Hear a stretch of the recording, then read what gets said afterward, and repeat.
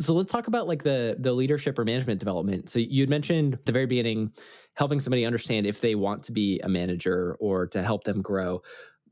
What's like your approach there? I know you were just talking about Voltroning your manager and helping spotlight those things. Are there other practices? I think the leadership one is by far the more difficult, complicated thing to do because there are a lot of people who want to be leaders who shouldn't be, right? Like, I mean, in the sense where it just kind of depends on where they are in their journey. I'm not saying for the rest of their lives they shouldn't be, but for where they are right now, this is not going to be good for you, right? So, really understanding and digging into motivations deeply in the beginning is the difference between really being able to help somebody or really being able to help someone avoid a lot of heartache.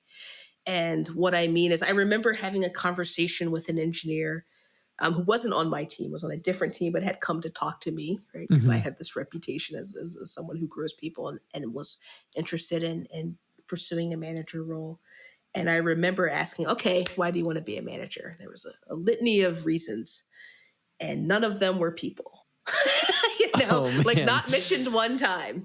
And I just said, if people aren't somewhere in the top three, that's not the job you want. It doesn't mean that you don't want to be in a leadership role. It doesn't mean you couldn't be an architect or principal or like have technical influence. But you said you want to be a manager. That is a different job. Because I remember one of the comments was like, I want to influence like this stuff. And I'm like, you're gonna lose all of that. What are you thinking? No one's gonna care what you think about that. Now that's different, right? When you have mixed teams and stuff. But if you have like a bunch of super senior engineers, they might occasionally ask your opinion on like, this makes sense. But for the most part, that's not your job anymore. So a lot of that is really not shortcutting that. Because I do think I think it's better for someone to get an opportunity to do different stuff, like in that realm, and decide they don't like it before they get into that role. So I'm a huge proponent. I've been trying to think about like a paper or something on this. I think every leader should be a tech lead first Tell us because more. I think you get 30% of the job. And if you like that, right, then you can kind of keep going. So when I was at my first tech lead role, I was at a startup where I still did, there was like four engineers. Like I did a ton of coding still. And I was definitely in really like the more traditional, like technical, like oversight.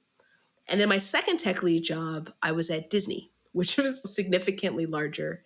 And the way managers and tech leads work at Disney, it's kind of like the manager role is an external facing role and the tech lead is the internal facing role. Mm. So resourcing, project planning, like I did all of that. Like my manager didn't really do that, right? And he handled kind of the more career aspects and what have you, as well as the strategic, alignment for the team.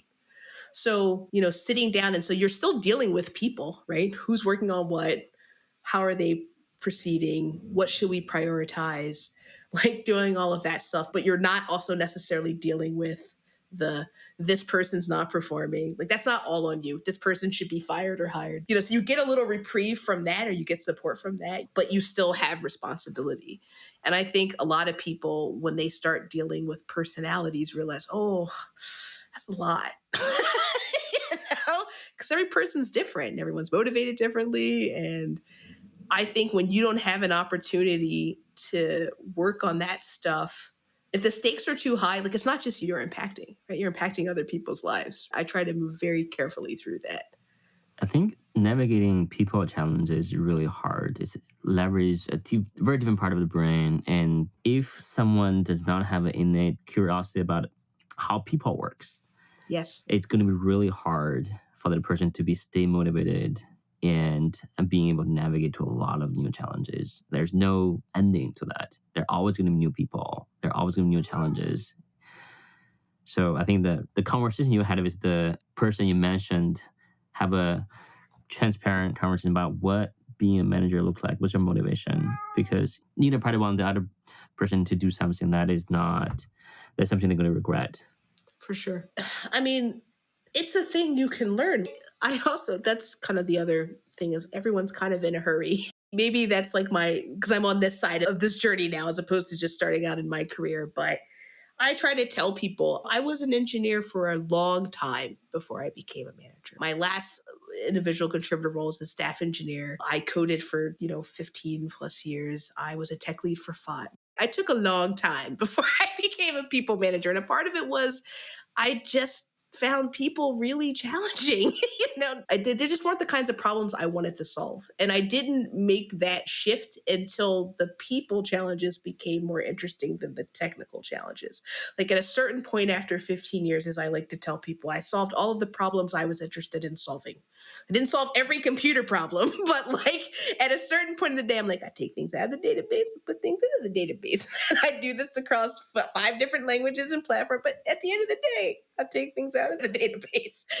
And so, I still love technology. I'm totally a geek. Don't get me wrong. I still code for myself. But professionally, I started to find that, wow, why this person's so smart? Like, why are they struggling right now? I don't understand. Like, one day that started to occupy my brain more. Once that happened, and I think that's the beauty of that happened when I was a tech lead, right? So then I could, again, learn how to be better at those roles without adversely making the team pay for my learning. Because the reality situation is, maybe this is controversial, but every new manager is bad. Sorry, like every I first year, cannot agree more on that. your first year or so, you're going to be a hot mess. Like, I remember the first time I got to become a manager, I really committed to become a good manager to my own standard. But a few years looking back, I made a lot of terrible mistakes. And the early mistakes really still haunting me because just people mistakes are really expensive. I am a very good manager. I was a very strong technical lead from the technical perspective. I was an awful people technical lead. I really used that time to learn to not be a micromanager and learn how to trust people and to learn that, oh, my job isn't to jump in and fix everything. My job is to, allow people the space to go that way. And I'm so glad I did that, like I said, in a space where I wasn't over people, because I think that's rough. And so that jump, it's a hard one. And if you don't have someone kind of like supporting you as a new leader, like it's just, to your point, it is costly. It is costly. So I really try to dig deeply. But I think once I'm satisfied that, okay, like this is someone who's really I try to follow a very similar kind of systematic approach. We always start with, what do you think a manager does? And I think it changes, right? Depending on the company. I think how I managed at Disney is very different than how I managed at Netflix, right? I think at Disney, it was much more, I think, a traditional frontline manager, a lot of process, a lot of documentation, a lot of that kind of like, not a lot of ability to move what's happening around me, but can deal with my team. And at Netflix, I come here and it's, oh, I can just do anything really. It's just like the sky's the limit. I was like, oh, this is a lot of power. What, I own my hiring process, right? I don't have a department handing me a bunch of resumes. They're like, hey, here's your recruiting partner. Go figure out what your pipeline is. Very hands-on, very, what is my team charter? What is my team structure? What is my team? Like there's a lot of control in that way. And so that's been really great because it's allowed me to build the kinds of teams I want. But it was really shocking at first because I was used to a lot of training wheels.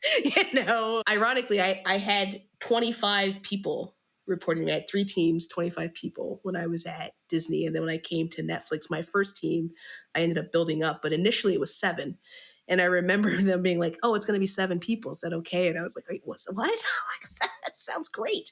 And then it was like, those 7 people were so impactful. Like we produced so much and we were like a quarter of the size. So yeah, that was really helpful.